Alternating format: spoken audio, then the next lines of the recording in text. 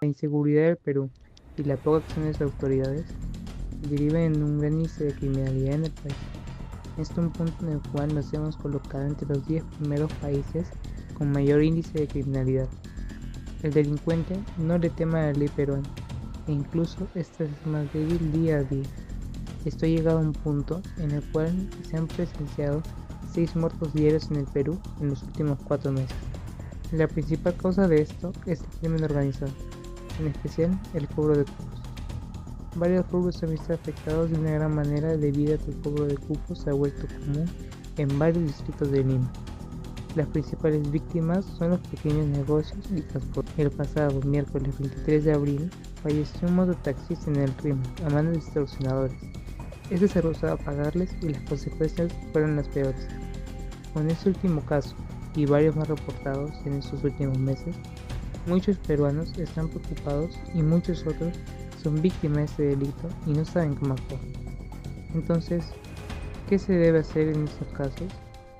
Este reportaje nos enseñará cómo actuar ante estos delincuentes y cómo podemos evitar arriesgar nuestra vida en el proceso.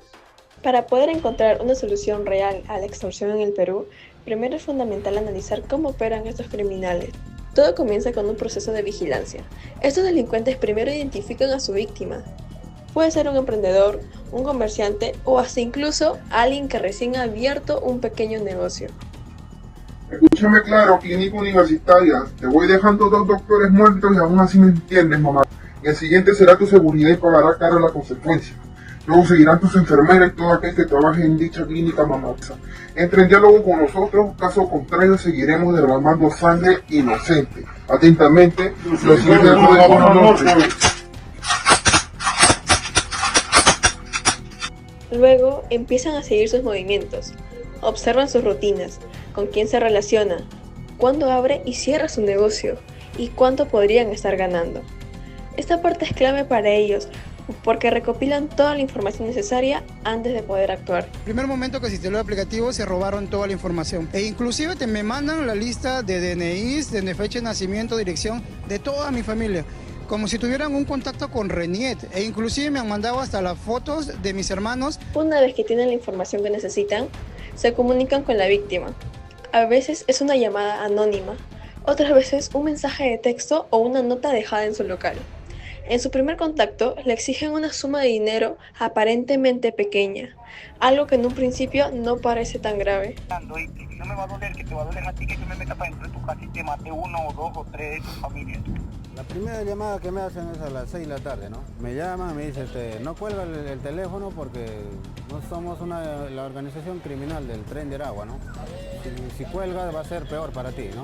Pero lo que empieza con un monto bajo, pronto se convierte en una demanda constante y cada vez más agresiva. Con el paso del tiempo, la víctima comienza a notar que no solo está perdiendo dinero, sino también su tranquilidad, su libertad y hasta su capacidad para seguir trabajando. Quiero ofrecer servicios a mi casa, pero no los acepté. ¿Qué servicio era? De vigilancia dicen, pero me he dado cuenta que solamente pasan a eso de las 10, 10 y media, se dan una vuelta y desaparecen. ¿En la noche? Sí. ¿Cómo vienen? ¿En moto? En moto. Solamente una vez lo han llamado. No, sí ha insistido, pero no lo han hecho. Pero entonces, ¿qué debo hacer al respecto? ¿Ceder? ¿Denunciar? En realidad, la respuesta es ambas. Siempre se debe denunciar cualquier acto delictivo, ya que solo así las autoridades pueden tener un registro real de la magnitud del problema y actuar en consecuencia. Sin embargo, la realidad en el Perú es compleja. La legislación no siempre es lo suficientemente estricta con quienes cometen delitos y muchos delincuentes logran salir en libertad en poco tiempo, lo que genera una sensación de impunidad y desprotección en la ciudadanía. Además, la efectividad de la policía y del sistema judicial en general es cuestionada con frecuencia. Casos de corrupción, falta de recursos y una respuesta lenta ante emergencias hacen que muchas personas pierdan la confianza en las instituciones encargadas de protegerlas. Esto lleva a un dilema difícil: proteger tu integridad y la de tus seres queridos en el momento del delito, aunque eso implique ceder ante los delincuentes o resistirse y arriesgarse a consecuencias graves. Por esta razón, muchas veces lo más sensato es priorizar la seguridad personal y familiar. Ceder no significa rendirse, sino actuar con prudencia. Luego del incidente, denunciar es fundamental. Solo con información, presión social y participación ciudadana activa podrá exigir a las autoridades que mejoren su accionar. Además, la presidenta Dina Boluarte había establecido un estado de emergencia, que no es más que un intento fallido de controlar la situación, cuando la verdadera solución es reforzar la ley peruana y colocar más policías en ronda en las calles para poder dar seguridad al peruano que vive con miedo. Lamentablemente, esta es la situación que vive el Perú debido al alto índice de pobreza y la poca acción de las autoridades. Esto ha causado la gran corrupción que existe en el país.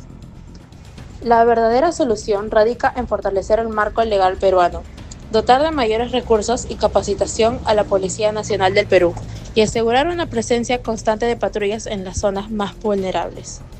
La seguridad ciudadana no se garantiza únicamente con medidas de emergencia, sino con políticas públicas sostenidas y coordinadas que involucren a los gobiernos locales, regionales y al Ejecutivo.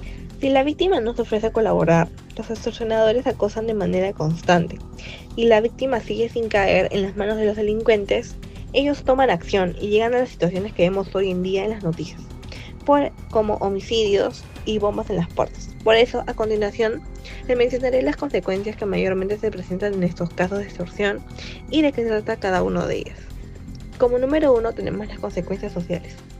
Tenemos la inseguridad ciudadana, que es la extorsión del miedo de la población y la desconfianza hacia las autoridades. Como número 2 tenemos la desintegración social. Las víctimas suelen aislarse por temor a ser represaliadas, afectando a la cohesión comunitaria. Tenemos las consecuencias económicas, que tenemos el cierre de negocios, en que muchos empresarios o comerciantes cierran sus locales por no pagar las cuotas extorsivas. La pérdida de inversión. La percepción de inseguridad ahuyenta a inversiones nacionales y extranjeras. La criminalización de menores. Las mafias muchas veces utilizan a adolescentes como extorsionadores, exponiéndolos al sistema penal juvenil. Y como último tenemos las consecuencias psicológicas. Estrés y la ansiedad, la cual las víctimas viven con miedo constante por su seguridad y de las de sus familias. Y el trauma emocional. En casos extremos, la extorsión puede causar depresión, trastornos de sueño, incluso pensamientos suicidas que afectan a la persona.